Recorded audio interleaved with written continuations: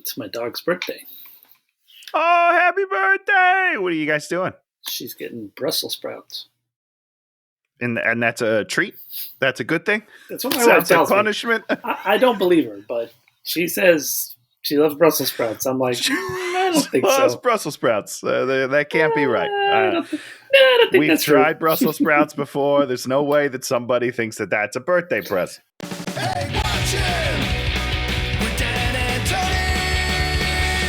Hey, watch him! With Dan and Tony! It's like watching, yeah! Welcome to Hate Watching with Dan and Tony. I'm Dan. I'm Tony. And on this show, we talk about movies. And sometimes we talk about movies that are 37 years old. Oh my God. No, Is wait, that 38 right? years old. Isn't it 23? This movie's from That's not better. 1985. That's we're not better. Talking about it's the movie Perfect with John Am I Travolta. 38?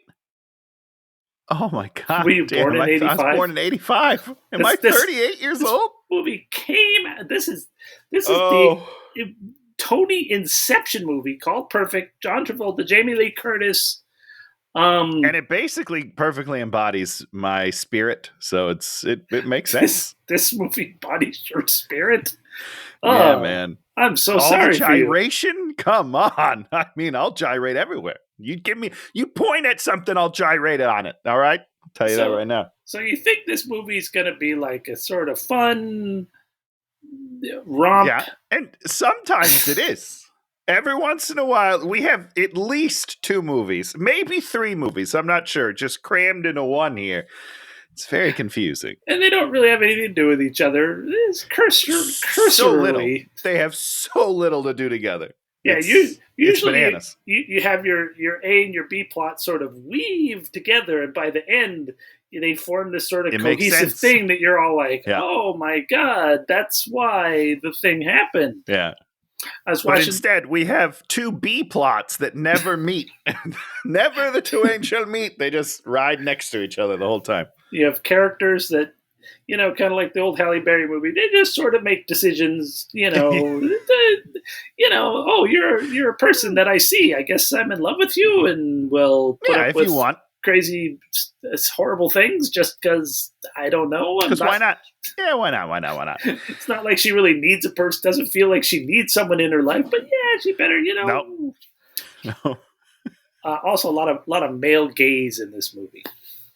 Yeah, which is funny to me. Not funny, haha, but funny to me because the movie's it sort of. I hesitate to say it has a point of view, but like it sort of is anti this false, perfection. Like that's kind of the point. It's like, oh, you don't need to be thin and beautiful to be perfect. We're actually looked down on that, but then at the same time, it's very much objectifying its cast.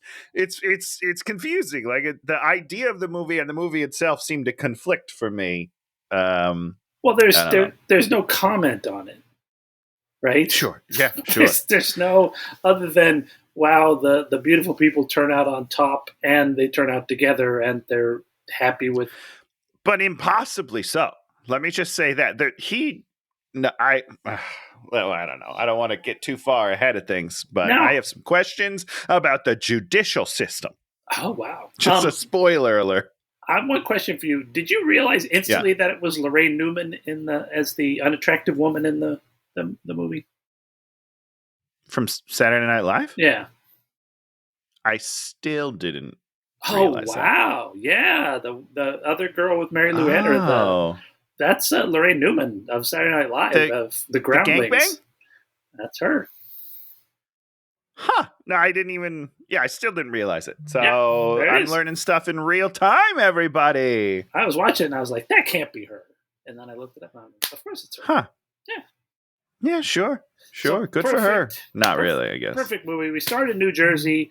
Adam, John Travolta, we'll just call him John Travolta, let's go, John Travolta. This movie based on a couple of real stories by the main character. Oh, shoot. I was going to look that up. Did you look it up? Yeah, I looked it up. this dude really wrote stories for the Rolling Stone. This is about his time at Rolling Stone. And so he took 2 stories that he wrote at Rolling Stone and then sort of glued them together and, sort of whatever. Same guy had done Urban Cowboy 5 years earlier with John Travolta and which Deborah is Winger. great. Is that a good movie? I don't know if I've ever seen it. It's a great movie. Yeah, Urban Cowboy. I mean, who knows if it holds up? I haven't seen it in a while. Yeah. But yeah, it's a solid movie. But it's just a love story, right? Yeah, there's no weird plot about the government. I don't know. I don't understand anything in this movie, Dan. So yeah, I'm too young and naive for this movie. I don't get it. And this movie's like what you really, when you think about 80s movies and older movies being incredibly sort of boring and not really having anything to them. Yeah. It's just like, they're just thin nothings. This is one of those thin nothings. It is one of those things, but I will say there's a lot to look at. There are at times things to look at. So we start off, he's working for some newspaper. He's working for a New Jersey newspaper. He's on the obit desk. He hates it. He's like, I got to get out of here. Well, first of all, hold on. You're too far ahead because it opens. Nothing happens. Because it opens with a Christmas song, Dan. Yeah, that was really weird. Why does it? It's not a Christmas movie. Why does it open with a Christmas song? It's jingling, and then it opens, and there's a big wreath in town. And I was like, are we watching a Christmas movie? No, it has nothing to do with the movie whatsoever. Well, why is this a choice? Because they want to deliver one line. They actually have this whole sort of coda or whatever, this little 5 minutes at the beginning, 3.5 minutes, just because they want to deliver one line that really doesn't even stick. No, I don't. Do you remember what the line was? Do you remember what the line I don't was? even know what you're referring to. The boss says that he's like, I gotta get out of here, Mr. Carter. Gotta get someplace where I can do some real journalism. And the boss says, "Oh no, I know what he says. Once you leave the obit desk, this is your last chance to write anything nice about somebody." Yep, that's what he says. This is your last chance in journalism to write anything nice about anyone. What?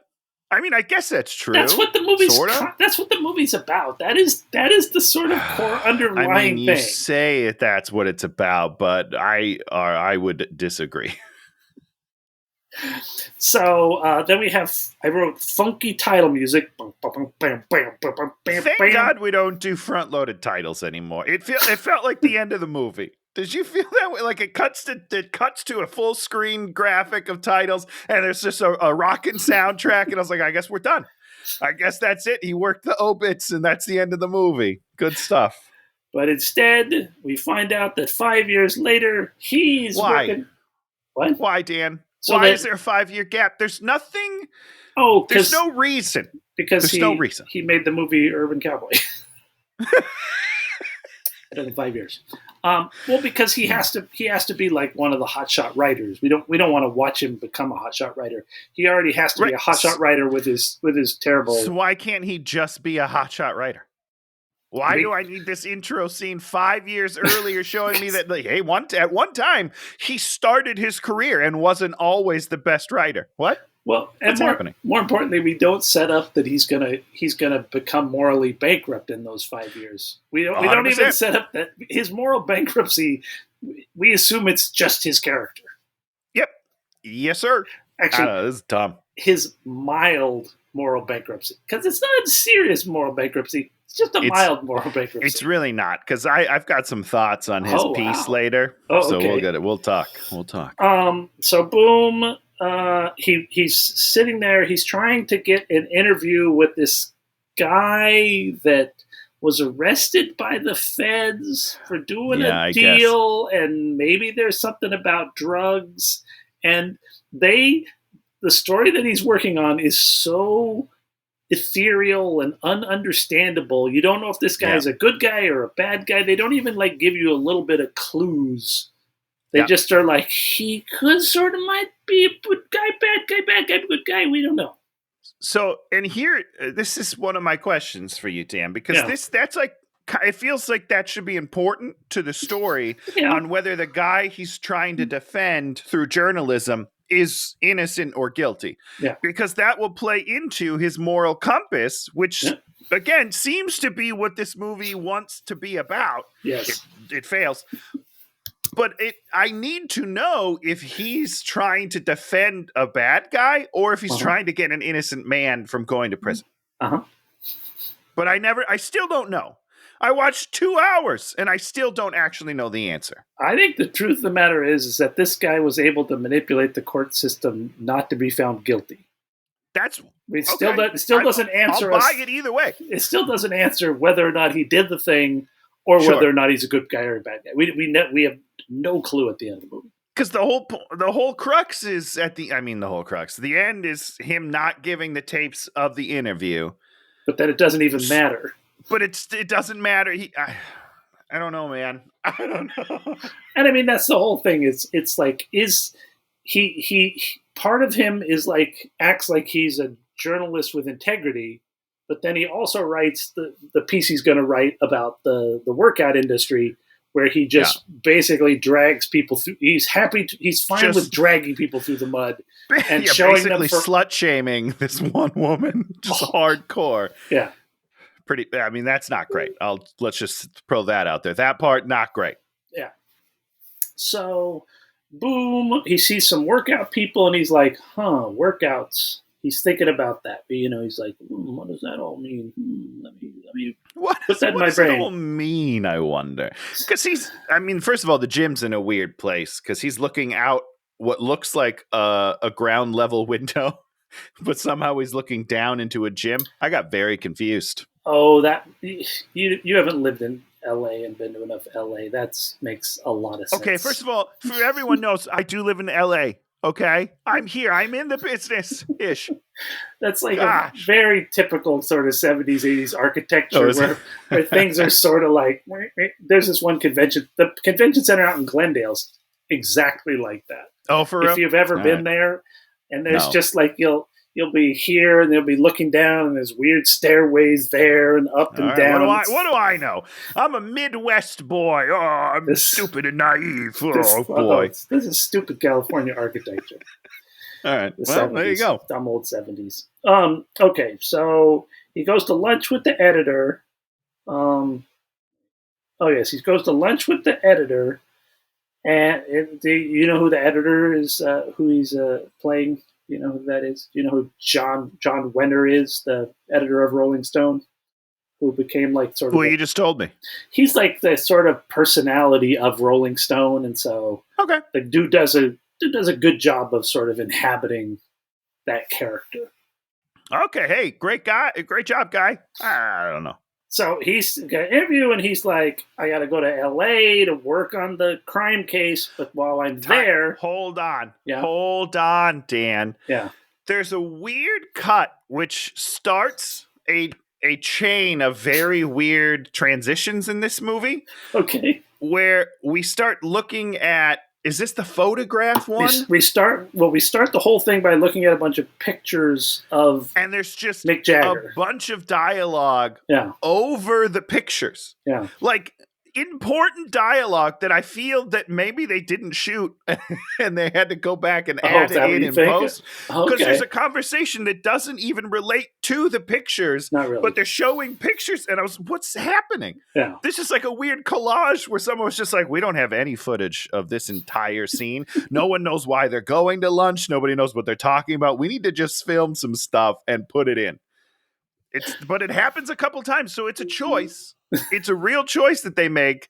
They just have very weird transitions. Well, I think they're trying to, invest you in the magazine, the magazine-ness. Here's a magazine thing. Did that work for you, Dan? Did that feel good? I mean, I understood I understood that this was Rolling Stone and that they'd be looking at pictures of, to make But they're choices. Not looking at the pictures, Dan. We're looking at the pictures. If it was them looking at the pictures and having a conversation, I get it. I believe it. But it's us. We are looking at the pictures. I don't understand. Why am I looking at them? I can't approve them. So his other pitch is that he'll go to L.A. where everyone's stupid, because this doesn't occur in New York. There weren't sexy health clubs there, which... Baloney. Oh, you think there were just many sexy health clubs there? I've seen Ninja Turtles, so I know at least by the 90s they were all about fitness. So there it is. Just throwing it out there. And then, of course, he's like, we bring up that he wrote a nasty piece about Carly Simon. Carly Simon walks into the thing, sees him, and telegraphs. How much do you think they paid Carly Simon for this? Nothing. Oh, really? Yeah, they paid her nothing for it because she's probably friends with the writer. And sure. He probably said, "Hey, can you just come in and give some validity to our movie?" He's a Rolling Stone guy. Right. You have people. That's true. You're right. You know, and so she telegraphs that she's going to throw a drink in his face, and it's a gross drink. It's like a tomato drink or something. It's kind of gross. And it's thick. Yeah, it's thick. Like when it splashes on him, it's like it doesn't run. It just stays. That's not a good sign. Not a good sign. So boom, we find out that he's the guy that will write a nasty article about Carly Simon, who we all know is like a really good person. So you're kind of like, I would love to know what the article was about. And that's the whole thing. You sort of set up that he wrote a nasty article about Carly Simon. Instantly, I'm not on his side. I'm on Carly Simon's side, so I think he's a jerk. Yeah. And that's what the problem, I think, is that we don't have the context. Again, This is a moment to be like, you know what? It's not a nice article, but it was true, and he's the only one that would write. Or make him a bad guy. Which one is he, Dan? I still don't know. Well, once again, the dude is writing about himself in this movie, and so he's trying to write himself as the good guy, but he knows he has to put some flaw in there. Yeah. And it's and what you're left with is a character that's not going to really go through any change. And it's muddled. It's just a muddled piece of shit. And that's, yeah. No, nothing. You say. That's one thing we learned in comedy was you pick people you can pick on, You pick people, like if you're going to talk about somebody or do something or pick a character that you can beat up and you're going to want to throw on the ground and have the shit kicked out of them, as opposed to like somebody that's perfect who you're not going to have any fun with.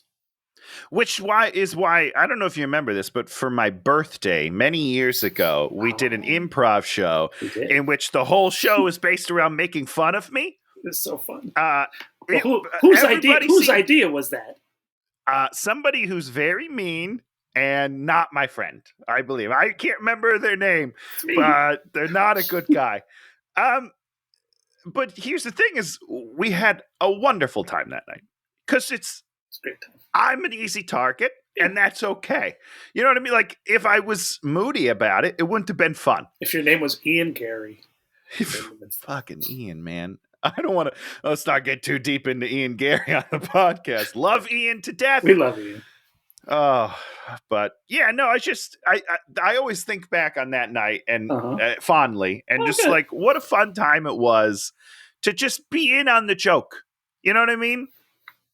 That's what we need. We need somebody that we can root for getting made fun of, but that doesn't cry about it. Yeah, because you don't want to see someone tore down. No. And just be like, why is everyone being mean to me? That's not fun either. And I mean, in some ways, you want to be the center of attention, and you need to take yourself with a grain of salt. You can't just think I'm the greatest. It's like So this guy's just got to own up to his shit. That's all I'm saying. He does not do. You got to do it. This movie. No. Doesn't. Okay, so boom. It goes to LAX. Yeah, baby. Yeah, baby. Also, just real quickly, like every time they talk about California people, they say airheads, bimbo. Like, come on, LA's the only place, please. Well, I mean, it was a caricature of that time period. It still sort of is, but not. I mean, it was a hardcore caricature of the 80s. All right. I'll believe it. I was 0 years old, so So they go to the Sports Connection. He talks to the blonde boss, who we never see again. He gets a tour. Oh yeah, we never see her again. No, you sure don't. He gets a tour. We see racquetball. We see a lounge. We see Pete's Pro Shop. We see the snack bar where they serve beer and thank you and smoothies. I didn't know smoothies were a 1985 thing. A thing? Didn't know. I mean, obviously, I didn't know either. I thought that they got big much later. Much later. 2012, it's the thing. Sure, yeah. When we all went on this, not me, but the world seemed to go on this health kick. But maybe we go in cycles. I don't know. Smoothies, the most unhealthy thing on the planet. Wait, really? Oh, you mean if you go to like what's the smoothie place? It's just like it's a whole thing of sugar. Yeah. Well, what's wrong with sugar? Is sugar bad? I don't know anything about health. Thanks, Tony. Is sugar bad? Yes, all the magical coffees that they make, macchiatos that are just sugar in coffee, smoothies, just it's all sugar. I mean, you can have the terrible ones that are all green, but those taste terrible. Those are not the ones people. Well, yeah, no one calls those anything edible. But so beer. Talk to me about why is there beer here? How is that ever considered at a health club? Because it's the same. I mean, the truth of the matter is the pitch of the article is completely correct. That's the whole thing. This is a meat market. They have just transitioned from the singles bar to this thing as a meat market. I'm sure it still is in a lot of places. Sure. Well, but that's how a lot of people get in trouble, though, because, it's not. Oh, it's not? What do you mean? Well, I don't, especially not post-pandemic. You know what I'm saying? Now people that are going to the gym are going to the gym to work out. All right. They're not there to meet people. I get there's a whole pushback on that. What are you talking? I mean, do you have some information about this, or are you just saying? No. So it sounds like you have some story to tell. I don't have any story. You went there. You're doing your weights, and women are walking up. Don't go to the gym. Spoiler alert! I'll tell you that right now. Don't go to the gym. Okay. I set foot. One time I did try to go to the gym. We went to sign up over here in Eagle Rock. Oh, that's where I live, everybody. We tried to go to this new gym down there, and the guy was just belittling me the whole time. Was he? Because they do this whole assessment of your why. First of all, why do you need to assess my health? Because I'm going to your gym to pay you to let me in. Don't judge me. Anyhow, this is unrelated to that story at all. But what I was going to say is there's a lot of stories about, men ogling women in the gym and making them uncomfortable. That's just, okay. We go to work out now. It's not a social place anymore, I don't believe. Well, but again, I don't go. I used to go to the Y in Hollywood. We used to play racquetball. The last time I played racquetball, Dan, I was playing with my father. Kicked your ass. We're going. She was kicking my ass, but I do believe I won the day. So we're playing. I hit it short. He runs up, right? Hits it. This is on him. He turns around, comes back at me, facing me. So when the next shot I hit, right in the nuts. Knocked him right in the nuts. He went down, and he never played racquetball with me again, which is unfair because you never turn your back on the wall. You nut-shotted your own dad? I nut-shotted my dad hard, too. It wasn't a soft, I'm fucking, and you know how they make that hollow sound? Oh, boy. Yeah, right on the testicles.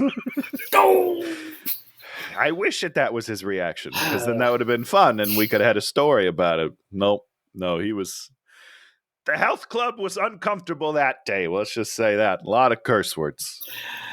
Okay. Beer smoothies, body dynamics, Nautilus machines. There we meet Mary Lou Henner, who plays Sally, and her boyfriend, Roger, who's a Chippendales dancer.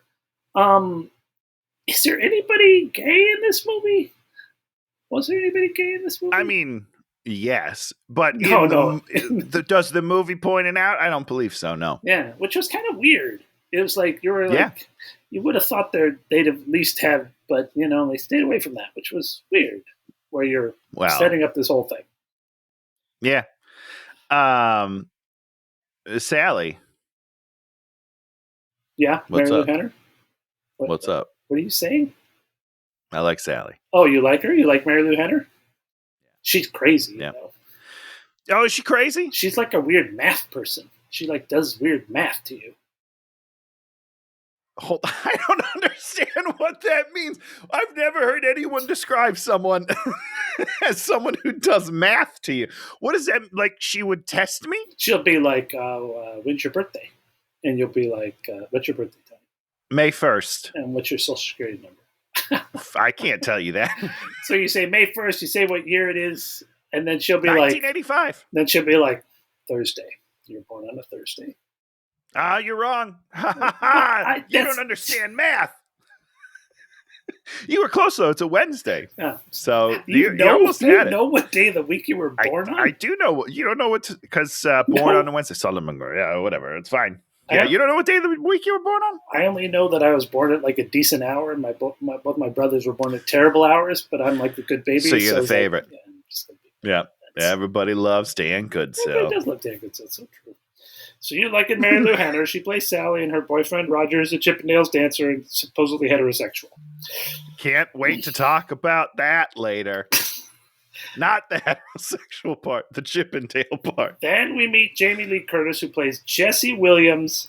She is an aerobics instructor, and also I think she said that she's a swimnastics, but we never get to see her teaching swimnastics.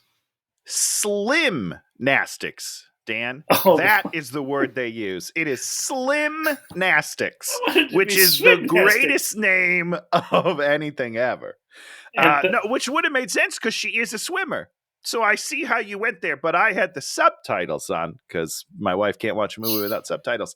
And it says Slimnastics. I wrote it down in all caps because I loved it so much. And do you want to talk about their first interaction? This is exactly what I was referring to earlier, which is where creepy men just leer at women for way too long in a gym. He stands in like a full suit. He stands in the door and watches her work out for maybe 8 to 10 minutes of the movie. That's not even like real. That's real time for us. He doesn't just watch; he leers at her. He's got a weird smile on his face. Like he's fully erect. I'm just going to call it right now. He's standing in the doorway, fully erect. The character would be fully erect. John Travolta, fully erect. And he's not even really watching it because that's not how they film things. But he's... do you want to talk about Jamie Lee Curtis as Jessie? First of all, I don't know if she was a fitness person. Maybe she was. I don't know. But she looks great. Unbelievable. First of all, she's so bendy, which is a weird thing to say, but she's so limber. I was blown. Even the people in the class, which I'm sure were hired as like the extra casting notice went out, like people that do aerobics, please come in. But her knees are like over her head when she's doing lunges. I was like, well, she has no joints. What's happening? She's incredible. She's great. Her hair, horrible. Who thought that this was a good idea? You liked it? Damn. Oh, like the top of my thing I've ever seen.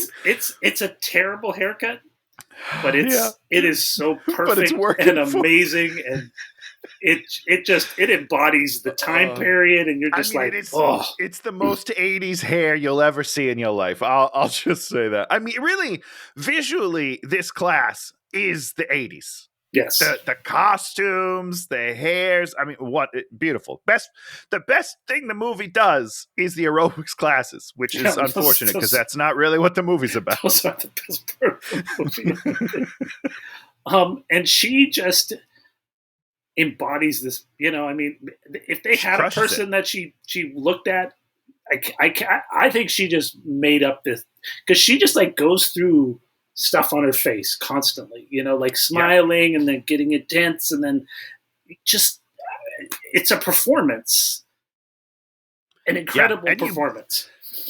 It's awesome. You believe it 100%. I'm not like, oh, that's Jamie Lee Curtis doing aerobics. I'm like, hey, that lady's teaching a class right now. She's teaching 100 people. First of all, do you think that's real? Did that many people turn out to these classes back in the day? It's not how it is now. Absolutely.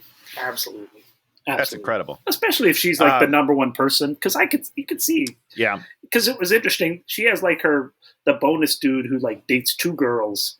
He took over the class at one point when she ran away. 2 points. Oh, at 2 points he does it. But the second one, I was paying attention, and you just like it was night and day. You were just like, I do not care about this guy. This class is going to suck.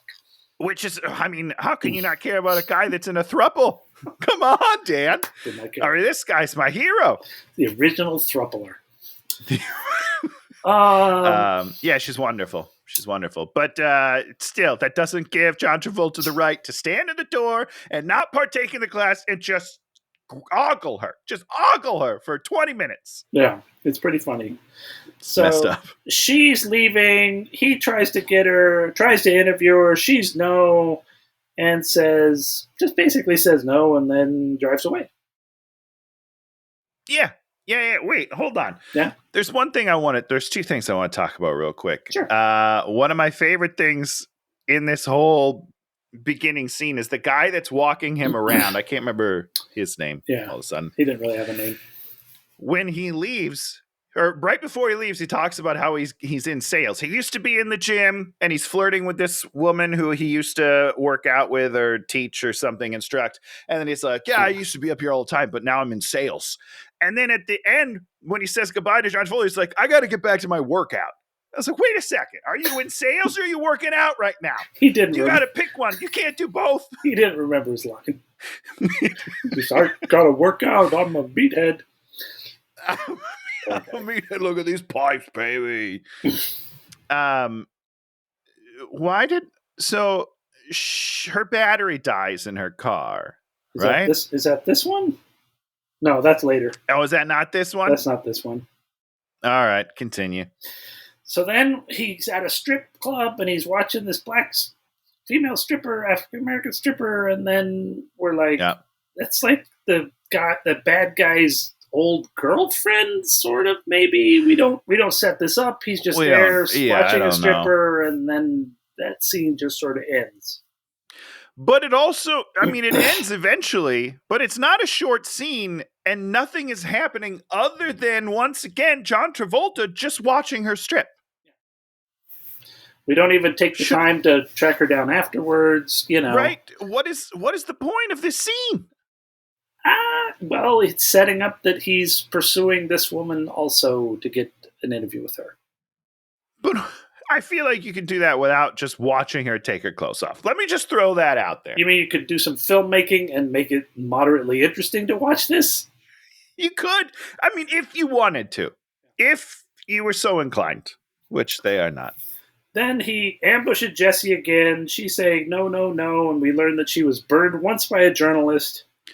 We also learn, and I quote, I never change my mind on anything, end quote, which you think is going to be an important thing for her character, and then it's not. Nope, not a thing. She has a dead battery. He gives her a jump, and then he kind of has her trapped with his car, and sort of like, now you have to say yes to me about something. It's weird. It's creepy. Yeah. It's real weird. She says no to dinner, but then she sort of says okay to lunch. Not sort of. She's just like, fine, if you're just going to keep asking me, I guess I'll go. Is how I took it. They go to lunch. It's Mexican. Her dad died. He was fat and a smoker, and so she didn't want to die. At 40. By the way, she says died at 40, and I was like, oh, shit. I'm 38, and I'm fat. I don't smoke. So maybe I got that going for me, but Dan, this could be the final days of our podcast. I don't know. Well, don't smoke. He has a tape recorder. She freaks out, and then he gives her this whole fake pitch about what he's writing about Emerson and blah, blah, blah, and blow, blow, blow. And then hey, who's Emerson? That seems pretty important. I don't know that name. Oh, it's like... Other than Emerson College, which maybe it's named after this guy. I don't know. Emerson's like Emersonian ideals about, how America... You're just saying words that they used in the movie, Dan. Yes, that doesn't help me. It's just, it's like manifest destiny and all those sort of stupid things they teach you in school that you don't believe that are, sort of, Is Emerson Ralph Waldo Emerson? Is he the forest guy? With the forest? The guy that fights forest fires? That's a bear. That's Smokey the Bear. It's all a bunch of claptrap. And it's just something he came up with to pitch her, to be like, well, I'm not writing about them. Sure, she's like, it'd be crappy if you were just writing about it as this is just the new singles bars. Which is something that I have a question about. Thank you for bringing this up, Dan. She says, wait, not one of those stories about Jim's being the new singles bar. So this is something that's already been written about. It sure wouldn't be a Rolling Stone cover story if people are already writing that story regularly. Right? Like, it's to the point where she can say, not one of those stories. I've read a million. Yeah. I don't get it. That's true. I don't get it. Oh, whatever. And then at the end, he's like, oh, not the end. He's like, you're so hot. And listen, I think it works. So let's say I was having that conversation and I said that, mace to the face, which I don't take offense to that. That's the right response. But for some reason, Travolta can pull off. He is very cute and very charming. You found him charming? I did. I was swimming in those baby blues, man. Oh boy, he had me going. Okay. Which is saying something, because honestly, this character not that great. I'll say that right now, not that great. I guess I found the character generally dull, and even when he did the whole pitch that I'm going to write this intellectual thing, it didn't. That didn't work for me. It's when he smiles, when he gives her that little the little twinkle in his blue eyes. I don't know. He's handsome. He's a handsome guy. He's a handsome guy, and that's what she's responding to. He's and I do not blame her at all. West Coast, East Coast. We're gonna chalk it up to that. We're gonna chalk it up to that. Yeah, I love it. So, boom. She's like, well, if you take my class, then I'll give you an interview, which doesn't make any sense, but that's a way to continue moving the plot forward. Yeah. It's not like she needs more students in her class, because she's got a lot. Yeah. So now we cut back to the stripper thing. He's gone to the stripper's house. We find out that the B-plot guy has bought this house, and then her husband shows up. Not sure how that works. Now I get confused. Like, wait, so the husband is just cool that his wife's ex-lover bought them a house? And that doesn't seem right. It didn't seem like the dude bought her a house and then she got married to this dude later. It felt like these were things happening at the same time. Yes, 100%. Hey, listen, it's the 80s, man. Good for them. Good for them being open. So we're like, okay, this is weird. And yeah. Boom. For the record, if anybody wants to sleep with me and buy me a house, I'm open to it. I'm up for a house too. Boom. Class. She's teaching another class, and we do this thing that I saw like in the Elvis special, is people kissing each other on the lips. And it's so weird. But people she kisses the throuple guy. The thing about it, she kisses somebody else on the lips too, like a random person. And in the Elvis special, like his last big special, the woman would run on stage and he would kiss them all on the lips. That's how you get cold sores, guys. Careful. In our day and age, it is weird and gross to look at this. It had to have been weird then. I don't believe that was never not weird. But because here's the thing. I mean, again, I'm today, so I'm putting my standards on it. But when she ends her class and she just full on mouth kisses the throuple guy, I thought they were together. So then when they go later, when they go to his house and she's with Travolta and they embrace, I was like, oh, it's going to get awkward now that she's got a boyfriend. And then he pulls out two other chicks. Oh boy, dude, it's confusing to me. So boom, she's gone back to his hotel. And then she's like, she's going to give him the interview. And she's like, she's going to give him something, Dan. She's like, I read your articles. Ab scam. You don't know what ab scam is. Junk food. Ab scam was like, I know what junk food is.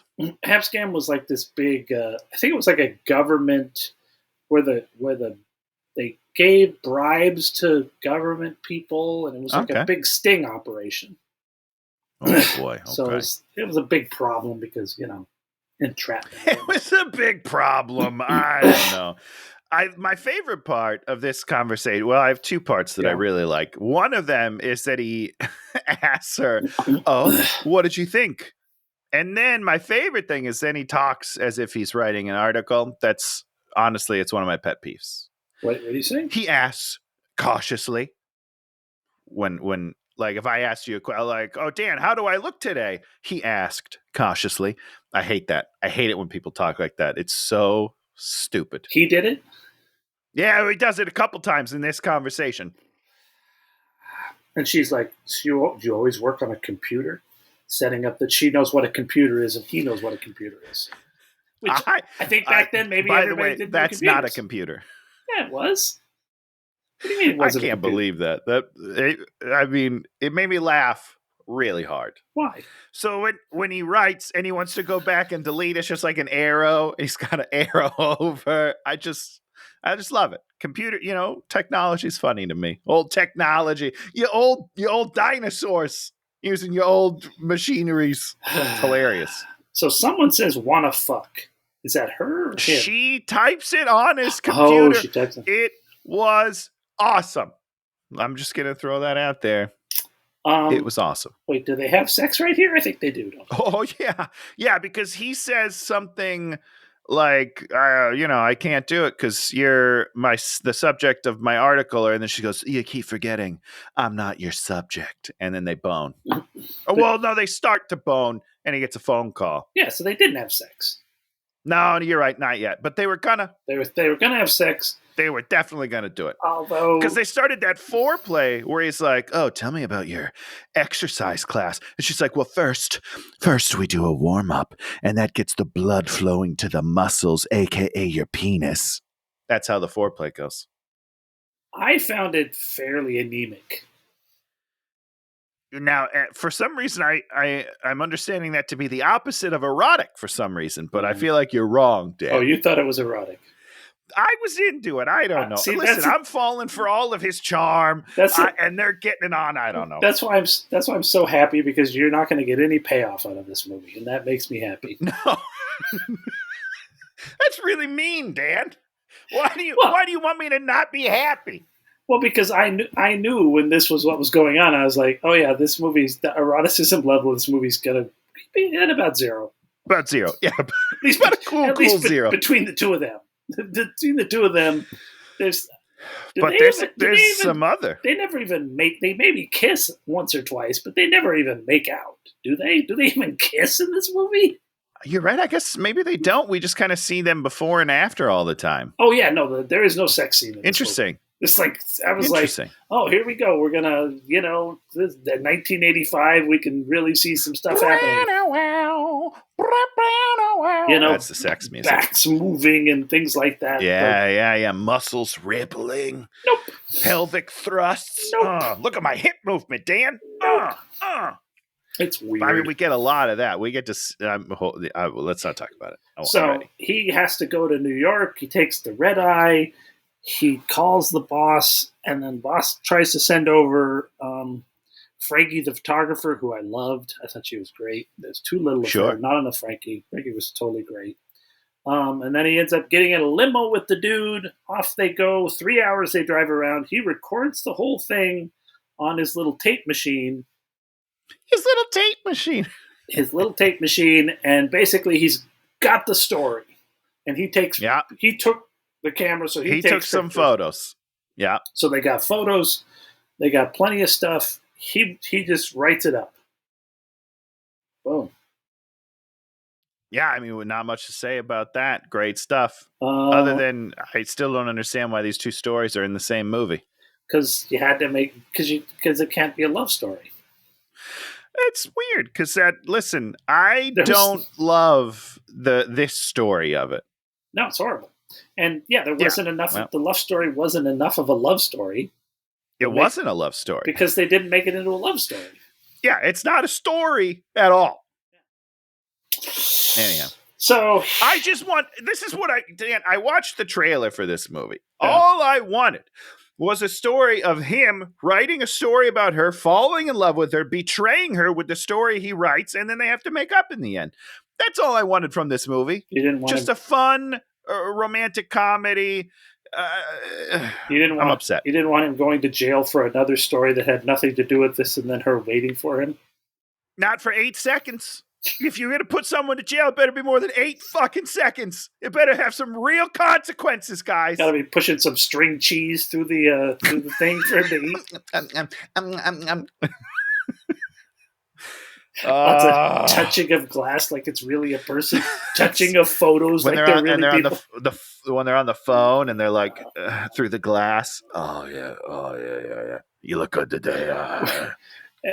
A lot of mornings we go over to the Grove and walk around because that's where Shannon likes to walk. Do our morning walk as opposed to just doing it around here. I get that. We're there yesterday, and there's a guy on a laptop, and we walk past him, and she's like, we go and sit down, and she's like, the guy's watching porn. At the Grove? At the farmer's market at the Grove, right where everyone, the communal seating. Wow! Like 8 o'clock, 8 o'clock in the morning. At 8 o'clock in the morning. Yeah, hey, good for you, guy. More erotic than this movie. And he at least had headphones in, right? He wasn't just like blasting it for everybody. I didn't hear. I think he was probably watching it silently. I don't think he had I don't know why I thought that was better. You're still watching it. Anyone can see your screen. I don't know why. I mean, wasn't in the corner. He was just like right in the middle. That's hey, kind of weird. It's not kind of weird, Dan. That's very strange. Maybe just do it in your car, guy. That feels like more private, right? I don't know. Who am I to judge? Yeah. Any place is more private than the public space. A corner of the public space more private than the center of the public space. Just go get your own table somewhere and pull it into the corner so nobody can walk in front of the screen. There's like walls you can get up against. Get the wall. No, don't have it just pointing there for anyone to just walk by. I wish he was showing people as I walk by, like, this is what I'm watching. This is it. Oh, boy, this is good. Oh, okay. So he has to go in, talk to the editor and the lawyers, and they're all like, we need to get a copy of the tape because the tape. And he's like, no, I swore to him only I would have the tapes. And if I gave you the tapes, then you might give someone else the tapes. Then the tapes. And then he's like, print it or don't print it. I don't care. Blah, blah, blah, blah, blah, blah. That's a pretty good reenactment of that scene, Dan. I thought it was more interesting than the way that they did it. I'm not smart. I don't understand things. Okay. Yeah. He doesn't have to turn over the tapes, right? Oh yeah, it's evidence. Is there a legal precedent that he would have to do it? Yeah, of course. Huh. Yeah. Okay. If you have evidence of a crime or evidence relating to a crime, of course you have to turn it over. You can't just say, this is mine, you can't have it. But there's a sort of thing with journalistic integrity, but it's like what the judge wants to do typically is he's like, well, show it to me and then I will decide. Right, like we don't have to release it to everybody, but somebody should know what the fridge is going on. Okay, well, and we see that with all the stupid Donald Trump stuff. A lot of times they'll put in like a special master or someone, which is someone outside of the situation who says, okay, I'm going to look at all of this stuff. And I'm going to determine what's his private stuff, right? Because if there's like financial documents, if there's information in there that trade secrets and things like that, you don't want that stuff in the court record. No, there's no. They have no right to that. But there's lots of stuff that they do have rights to, and so lawyers have to go and make those decisions. And and there was a whole thing about journalistic integrity back at this point, which I've not heard about in a million years, where journalists would get in. Well, yeah, we don't have integrity anymore. Just as a people, all right, that's gone. But that was a serious plot point that you could use in movies at this point. About no, you can't. Okay. Oh, this is I swore to this criminal that I would never. And once again, we don't know if he's a criminal. I don't know. We don't know. I hate this movie. It's so dumb. I wish I knew because I don't think I hate the idea of the movie. The execution, however, is dreadful. Yeah. And so this is the point at which in my side notes, I was like, I thought of the perfect title for this for our this episode when we post it. It's funny that you said perfect. You know what that title is? See. Sports Erection. I know. And they use that joke later on in the movie. That was my joke. I wrote that joke before they got to it. It's my joke. It's a good joke. It's one of my favorite jokes in the movie. Yeah, I wrote it first. Well, 38 years later. How you view time. You know what I mean? If time is linear, no, you didn't. I think I did. I'm pretty sure I did it. Oh, it's funny. Okay, so I wrote LAX post-sex sort of. Wait. So he flies back to LAX. Yeah. And then they go, now where were we? And then they go bone. No, wait. So I'm pretty sure. No, this is, right after this, he goes and takes her class. Okay. So did he show up at LAX and they went and had sex before they did her class? I don't know, Dan. I don't remember. You're the guy that's supposed to keep track of these things. Yeah, well, whatever. So this is the point at which all the trailer stuff comes from. She's working. She's leading the class. Yeah. He's in the class. He's gyrating and thrusting. Don't skate over this as if this isn't the best scene in the whole movie. Okay, see, it's really weird. They play this song. They play a song over it, and so she says words in it. They have nothing to do with it. Nothing to do with it. At some point, we'll be on her. We will cut off. We'll cut her to another scene of her from the same angle, and we keep going. So there'll be a jump cut in the middle of her action for no reason. We could have cut into something else. No, we didn't have enough coverage for that, Dan. Sorry. Over 4.5 minutes, this thing. Over 4.5 minutes. It felt longer. So actually, hearing only 4.5, I was like, okay. I thought we were in the 12s. If I'm being 100% honest, I thought this scene went on forever. I thought it was never going to end, and I loved it. Well, you loved the good part of it, and then we get to the part where they're on the ground thrusting up. And you can't really even see anything. Well, you can see her pelvic region, and then his face is out of focus in the back, and he keeps looking over at her pelvic region. It's very strange. And this is a good 45 to a minute, I would say, this part of the scene. Dan, who shot this shit? I don't understand. Here's what I do want to talk about real quickly, though, is that good for him for going for it, one. But maybe wear a jockstrap. If you're doing a scene like this, wear a dance belt. To all you actors out there, maybe wear a dance belt. Because, listen, his pee-pee, it's just, every time he gyrates, it's flapping against those shorts. And that's the only thing I watched the whole time. I'm just staring at John Travolta's penis as it's just boop, boop, boop, boop, boop, boop, against his shorts. Just wear a dance belt. Just do it. Because the guy in the thruple, remember him? Yeah. He's wearing a dance belt. Huge bulge. Definitely packed a couple socks in his. Because his bulge is like this. It's the size of my face. If that's not fake, good for you, guy. Good for you. John Travolta, boop, boop, boop. Don't do that. Put a dance belt on. But I did stare at it the whole time. Never broke eye contact, staring right at it. Straight down the barrel, as they say. She says, "You're going to be sore tomorrow. You did good today." Then Linda wants to be in the story, and we get the best line of the movie. And the dude's like, "Yeah, she's the most used piece of equipment in the gym." And I was like, "Whoa!" Yeah, because before that. Yes, there's a lot of sexism in it, right? Not intention. It just kind of felt natural to that time period up until this moment, and I was like, "Oh, wow, that's intense. That's just fully going for it." But at a certain point, we realized these are just the lines they're feeding us, the terrible lines about people that he's going to be able to use to make people look terrible in the want to kill themselves. I would imagine. Yeah, because it's incredibly rude. So this article is horrendous. Also, could this be in the Rolling Stone?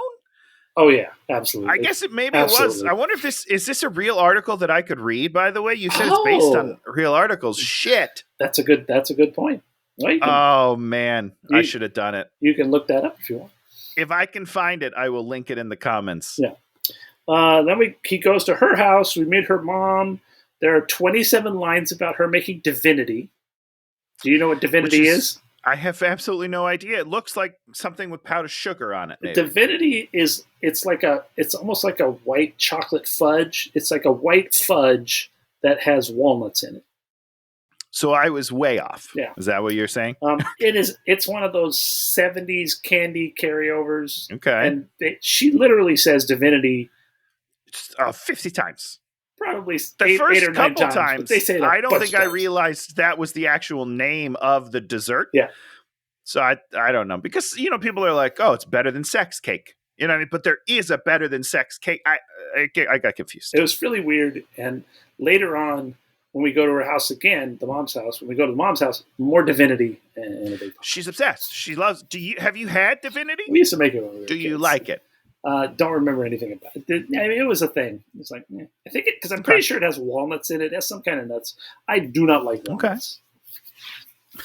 Jeez, walnuts are terrible. Guy. And they kill my wife. Oh, yeah. Don't eat walnuts, Dan. She's deathly allergic to walnuts. Yeah, that's no good. I don't like walnuts anymore either. Let's rage.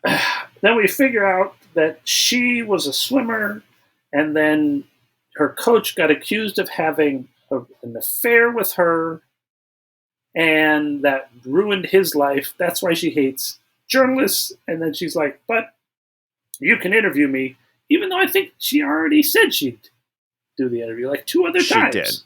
She did a couple times. Yeah. Now, Dan. Yeah. I don't want to put blame on anybody. I'm not about victim blaming. Shame her for having an affair with her coach while she was training for the Olympics as an Olympic swimmer. I'm fine with it. He's married. I'm not great with. I'm not saying go do it. What I am going to say though is she seems to be putting a lot of blame on the journalist, where it's kind of like, you did do it, so maybe take a little just a little self-responsibility. And maybe it's not all the journalist's fault because you did do it and then he just said the truth. So maybe you shouldn't do it. You know what I mean? These are concepts that exist now. These are not concepts that existed then. Okay, that's fair. It's fair. I don't know. They go to Mammoth with the throuple guy who's like the other guy. Wait, the guy Dan, you missed the most important part of the movie. She goes away. He's on the phone, and then she comes back, and she said, I lied to you. I finally changed my mind. Let's go skiing. So they set this whole thing up where she doesn't change her mind just so they could go skiing? I don't know. How is that the payoff to one of your first lines about the character? For shame. Whatever. For shame. So they go to Mammoth. He's dead. He makes an I've got polio joke. Which I laughed pretty hard. I know that that's probably wrong, and you're not supposed to laugh at that anymore. It's not PC. But he says it with such glee. It's so funny. He's giggling, and he's like, I've got polio. He sold it. I'm sorry. It got me. You love him. It's pretty funny. I do love early John Travolta. We need to talk a little bit about him later. Yeah. So he says, every interview is a seduction. She's like, I needed to be the best. Gold medals. And then let's go more sex. Oof, I'm in pain. And there's like a shady guy watching them. Do we ever find out who that shady guy was? Was he the government? Who was he? I don't think we figure out who he is exactly, but he's part of the government following him, I'm pretty sure, right? Yeah, I guess. Doesn't do anything. But isn't he the only other person on this patio where they are? No, they just... Are you sure? They just shoot him tight like he's important. All right. I'm just saying, they cut to his point of view with them in the wind, in a reflection. Yeah. And they are the only 3 people that I see. Oh, maybe because everyone else who knows? But then again, that's the thing with those places. In a ski resort, everybody's out skiing during the day. As you should be. You're supposed to be skiing. That's why she went. Comes back. It's very confusing. I'm just saying, he's beat up. I think you should have known. He's hanging out with her. Yeah. She's slumming it with him. Yeah, and there's nothing sexual. There's no sexual tension. There's no sexual interest. There's just like, oh yeah, we're gonna have sex. There's gonna be some sex, and we're not gonna ever interact with each other. Or never gonna touch each other. Nothing's gonna happen that's sexual between us. But we did a bunch of sex. So it's kind of like they're married. Oh, nailed it. I'm not touching that one. Don't touch it. I wrote that joke down last night. Hey, you walked right into my trap, Dan. Yeah. Tony's joke trap has sprung on me. I got trapped in a joke trap. Gotcha. Gotcha, big guy. The master of the joke trap. Oh, my God. He interviews the throuple dude and the two girls. Two heads are better than one, baby. Listen, it's a pretty wild little thing. Did we know that he was in a throuple previous to this? Yeah, they sort of said something. We did. When Okay. they first got to her apartment, they said some stuff, and there was just like so much going on, and the two girls kind of looked the same. So you like. So you that's weren't are quite, they twins? I still don't know. I don't know. Okay. All right. It was I confusing. kind of missed it. I'm not paying that full attention, I guess, because all of a sudden he's on the bed with two other women. They're talking about being together. And I was like, wait a second. He's in a throuple. This is incredible. I had no idea.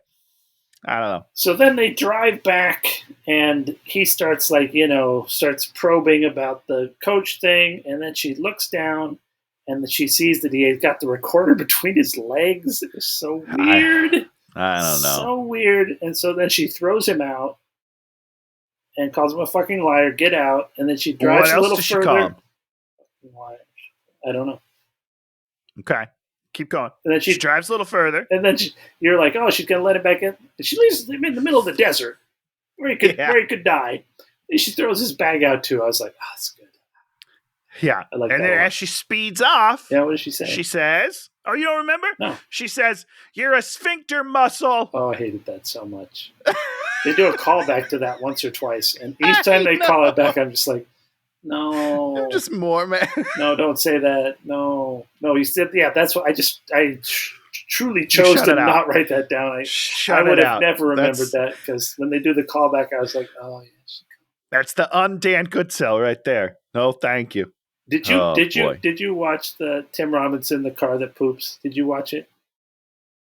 No, I didn't. I'm so sorry. I forgot. I wrote it down on my notes last week and then I forgot. You're a sphincter muscle. Still funny. I still like it. Good joke. She goes to her mom's house where we see the more divinity. She swims. Yep. And we're like, can I get 20 minutes of this? I'll watch 20 minutes of her swimming. Also, I miss swimming. I know that this is not what the podcast is about. I miss it so much, Dan. Oh, Tony. Well, you can join. I love pools. Why don't you join the Y? If you want to do swimming, join the Y. Okay, but I don't love public pools. You know what I mean? I like a private pool. They're chlorinated, Tony. Chlorine. How chlorinated? Not chlorinated enough. Unless it's a saltwater pool. So we went to the Hyatt down in Huntington Beach a few weeks ago, and I went swimming. And I don't love salt pools. Oh. I'm just gonna throw that out there. Don't think Not I've a fan. ever swam in a salt pool. Well, good, because you get out and you smell terrible. Unlike chlorine, where you get out and you're like, oh, I smell amazing. I love chlorine. I love chlorine. Tony gets out and smells himself. Travolta has to get a ride in the back of a truck with dogs. The thing I didn't understand is why this is in the movie. Well, it's funny. They take him right to his hotel, which is leading into my favorite part of the whole movie. There's skis in the back of the truck. Yeah, but he didn't have his skis with him, did he? He couldn't have because he's from New York and he didn't bring them on the plane. You rent skis. Right, well, then you can't steal them. Oh, he would have rented them up there, but there's skis in the back of the truck, and I was like, "That's a good point." Skis? She didn't throw skis in the road. No, she did. Just a bag. Okay, I guess those were those people, the dog's skis. Doesn't make a lot of sense. Yeah, they were obviously also just vacationing in Mammoth. That's fine. Okay, whatever. So there's all these weird people out in front of the hotel. Then he goes inside, and he's all like, "What's going on?" And they're like, everybody thinks that Boy George is staying in the hotel. And is Boy George there? I didn't understand. No. See, but that's one of the few parts of the movie where this is like, I'm sure, a true anecdote from this guy's life. That's fucking hilarious. Okay. And then he'd be sitting up in his room and he could hear them all chanting, "We want boy, we want boy." And it's such a beautiful LA thing. The idea that all these people have come there cosplaying as Boy George to find Boy George, and are waiting for Boy George, and they're chanting, "We want boy." And you're like, there is no boy. There is no boy. And you're like, this is the movie I want to see. Almost Famous? Yeah, except I don't want to see that. That movie is terrible. Is it? I've never seen it. I mean, Kate Hudson, very attractive. Sure. But, it's Cameron Crowe, and he's just like, schmaltz, schmaltz, schmaltz, schmaltz, schmaltz, schmaltz, schmaltz, schmaltz, schmaltz, schmaltz. Yeah, I didn't know that about him. Yeah, so that's great to know. That's my impression of Cameron Crowe. Schmaltz, schmaltz, schmaltz, schmaltz, schmaltz. I mean, once again, another guy that worked for Rolling Stone and wanted to make movies about himself because that's the story, me. Yeah, look how cool I am. Oh, man, I need to write a movie. Why doesn't the beautiful groupie want to be in love with me, nerdy writer me? Is that what it's about? Of course. He's like like the youngest Rolling Stone, and they send him out to interview some dude, and then he's talking to like the groupies who call themselves the something somethings. Might have been Pamela Des Barres. Maybe she was one of them. I don't know. And then of course he falls in love with Kate Hudson. Kate Hudson, quite beautiful. And then of course, but she's like, I'm too into the scene. Oh, it's a scene. Who gets on the roof? I am a golden god. Yeah, that's the only thing I know from the movie. That's just because of Entourage. That's whoever the rock star is, the dude playing the rock star. Okay, got it. Yeah. Cool. Someday I'll watch it, I'm sure. Schmaltz it up. We want boy. That's it. Calls the editor's like, everybody wants your story. He looks around his room. My room's been searched. And you're like, it doesn't really look like it's been searched. Not only that, but he also doesn't seem to care. I mean, I'm calling the front desk. If my room looks like it's been broken into and searched, I'm calling the front desk. Probably doing something. Sorry. Probably looking at the room to go see if anything's missing. Where's my computer? I don't know. It's, the thing about a movie is that we've seen a lot of movies and we know what you're supposed to show us when a room has been tossed. Yeah. We kind of know that. You should show us that. Like maybe give us a little something. Or just a line about it. That's fine too. Just say, hey, my room was searched. Anyhow, how are you doing? Well, no, he says that, but we don't. No, I know. I'm kidding. I'm kidding. Dan, that was a joke. It was sarcasm. I didn't fall into your joke trap that time, Tony. That's because I didn't write it last night, damn it. I was playing it fast and loose. You didn't properly set your joke trap for me to walk into. I didn't have my A, my B, C, D, E trap. Gotta walk you along. And then he's all petulant and mad, and the guy's like, why are you so petulant and mad? And he's like, no, I'm not going to tell you, but the truth is I'm in love. Yeah. He's in love, so he's petulant and mad. Are you? Are you, big guy? Kind of. Boom. He calls Linda, who lives with Sally, and then we go to Chippendales. Tony, talk about the Chippendales scene. Oh, boy, Dan. This is the most embarrassing thing I've ever seen in my life. Why is this embarrassing? This is not stripping. If this is what male stripping is, I don't know how it ever got popular. Well, this is embarrassing. He's just doing his aerobics, but with less clothes. That's what Chippendales is. Wrong. I mean, I've never been. I actually don't know. This is exactly what Chippendales is. Why does anybody like it, Dan? Oh, because women... Okay, Tony. Have you seen Magic Mike? Hold on a second. When women go to Chippendales, they're not expecting like a wrecked penis in their face. No. Oh, well, I mean, first of all, I think they would love it. But second of all, I'm just talking about the quality of movement on this guy. This is a D-. Have you seen Magic Mike? That's male stripping. Yeah. Beautiful, fucking beautiful, sexy, smooth movements. I mean, he's twirling, he's spinning, he's up gyrating in their face. I mean, this is some good shit. This I understand. Oh, if Channing Tatum was dancing in front of me, I get it. So you're complaining about the level of craft. This guy does some sort of a kick action. He's just doing a line kick as if he's a cheerleader, but he's just wearing a thong. It's not sexy, Dan. It looks stupid. This guy is an embarrassment to the profession. Unless, of course, this is what it looks like, and then I apologize to all male strippers and get better at your craft. I have the feeling this is what most of it looks like. Well, then they should watch Magic Mike, because all these guys are moving. There's like a wrestler in that movie. I can't remember who it is. He's like a wrestler, WWE wrestler guy, and he's sexier than this guy. Okay, is it Goldberg? Get your shit. It's not Goldberg. How is Goldberg the one that you pulled? That's incredible.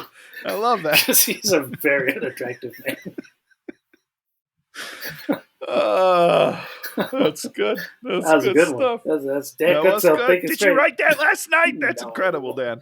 Yeah, I wrote that because I knew you were going to talk about the one wrestler. You led me right down the wrestling path. You're good. You are good. Oh god. John Travolta's like, they can't let a man in, so he like sits behind this door. It's like, where is he? What door is this? This was a door that they, because I would not be surprised if that is the Chippendales Club. I'm pretty sure it is. Yeah, I would believe that. I would believe that 100%. I have the feeling they like, okay, can we take this door off, and we're going to put John Travolta behind the door, and then we're going to put a lattice work so you can look out. A lattice, exactly. Yeah, it's like a garden. It's like very, very cool and weird. And then Linda's there. We talk about the men hitting on her all the time. Then we go to Sally's birthday party.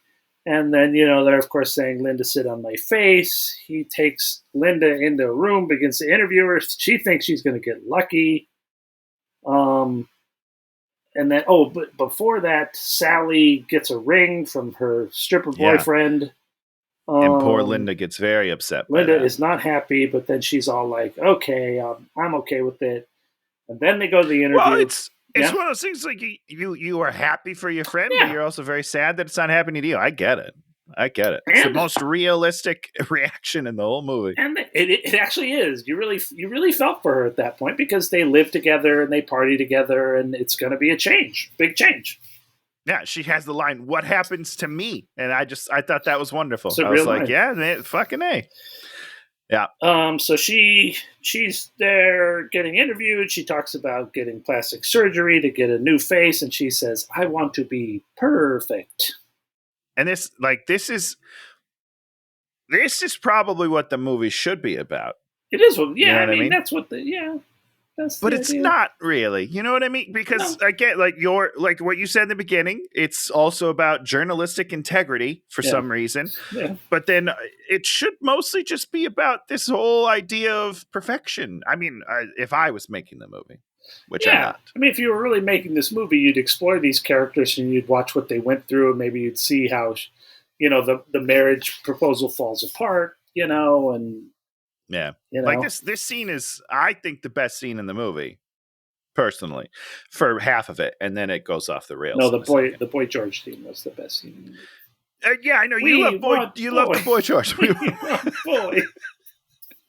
This is like this. There's a movie going on during this. It's a real scene. I guess that's what I mean. Like, this is a real scene of a movie that could have been made at some point and wasn't. So.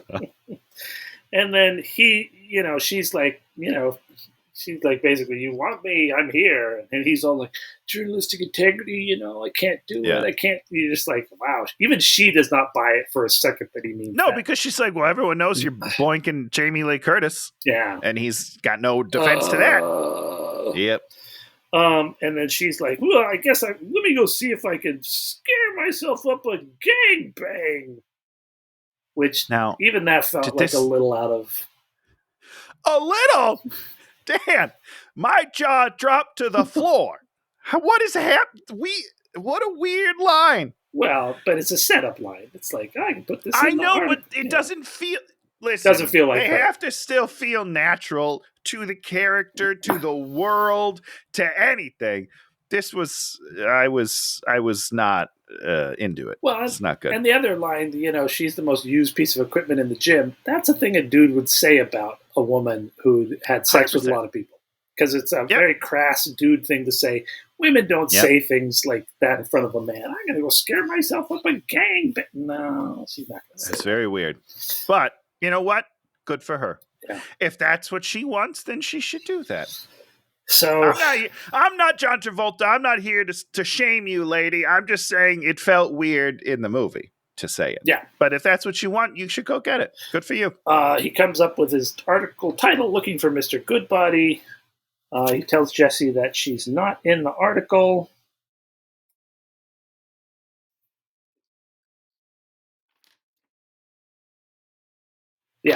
So boom, Frankie shows up and she's going to take pictures, and so we do photo day at the Sports Erection, and the photo day is done to the Berlin song, "The Masquerade," which I haven't heard that song in forever. I love that song to death, so I really enjoyed this whole part.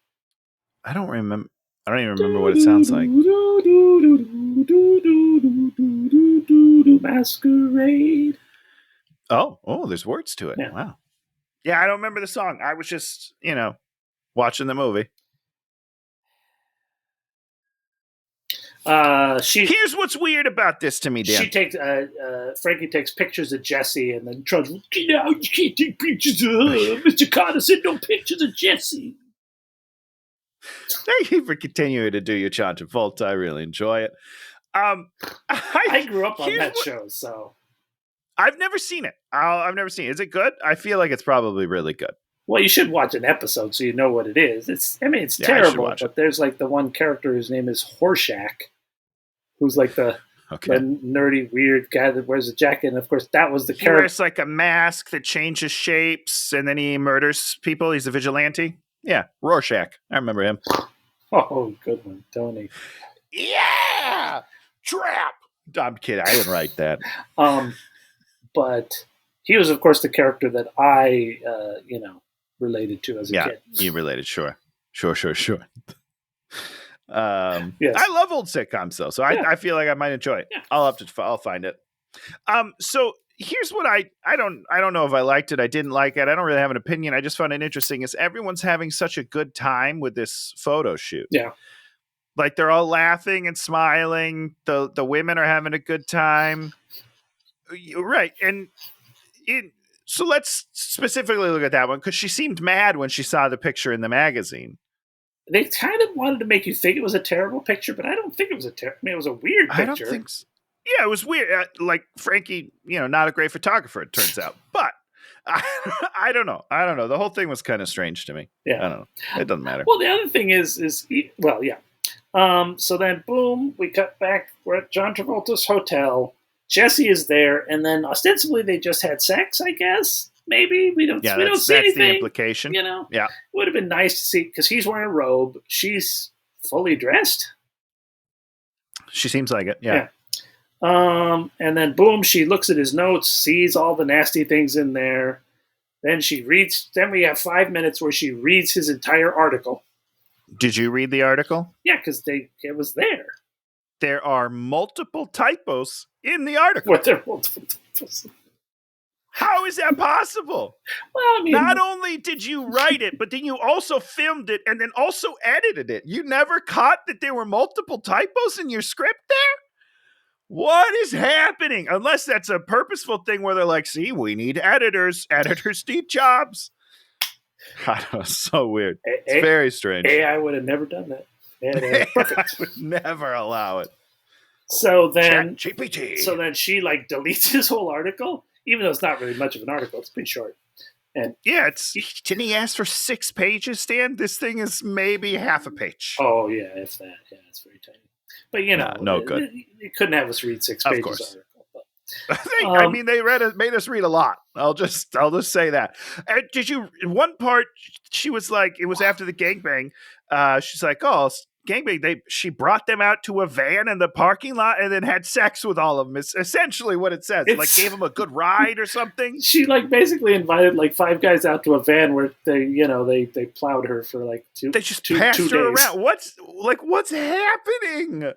It was the article was much ruder than the rest of the movie. Than the actual thing. Yeah, it's woof. It's bad. So she deletes the article, and then she, takes him to task. It's like, you're nice to this Mackenzie guy, but you shit on Linda. And then he's follows her out. Come on, I just wrote an article. What do you want from me? Where? And then the stripper's husband shows up and pops in one.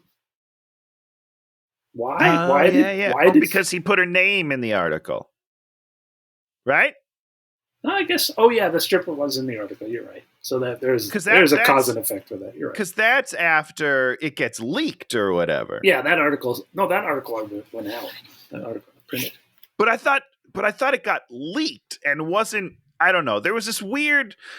scene where he's like, hey, someone got an advanced copy of the article. Did you send it? And the guy's like, no, I didn't send it. And no one knows who sent it. And then we never talk about it again. Oh, no, we talk about it, I think, one more time, and we don't resolve it, and we don't know why. It's like one of those things where like, who sent it? Who sent it? This could be a central mystery in the movie. We'll talk about it again.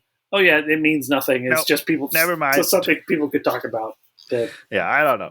It's very strange. It's like, what are we going to put on this page? Well, I guess we'll have him call the editor and talk about who leaked the story. Who cares? No one cares. Doesn't mean anything. Nobody cared. Nobody cared at all. It sounds like he's still got a book deal. I don't know.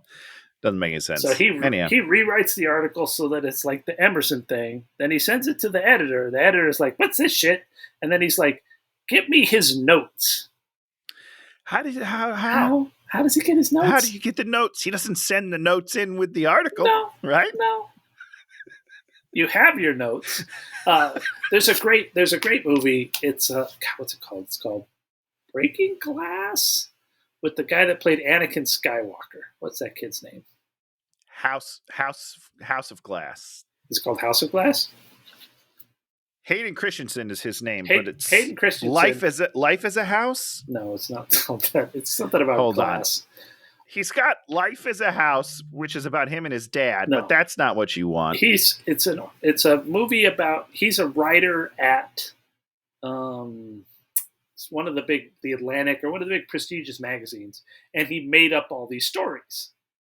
And it's shit.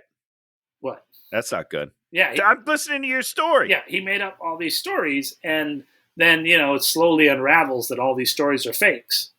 And Shattered Glass is the name of your movie, and Life as a House is the movie. It's 2 years earlier. Yeah, continue. Great movie. See this movie. It's what's his name's in it? Oh, I'll never think of his name. Hold on, let me click on it. You'll figure out his name. Hayden Christensen. No, who's the other guy? Peter Sarsgaard? Steve Zahn. Peter Sarsgaard. Rosario Dawson?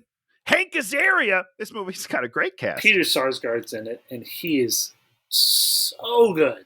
And so basically, they have his notes, and he's like, he says to the dude, bring me your notes. He's the editor. Sarsgaard's the editor, and he's like, bring me your notes on all those stories. I want to see the notes. And he of course then has to go home and make a bunch of fake notes.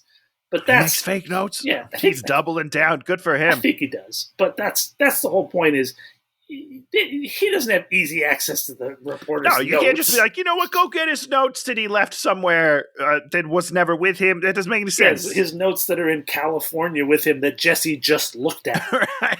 Yeah. Go get those. Bring me right now. But then my favorite part is then we see one of the other dudes retyping the article. Yeah. How's he typing, Dan? Did you notice?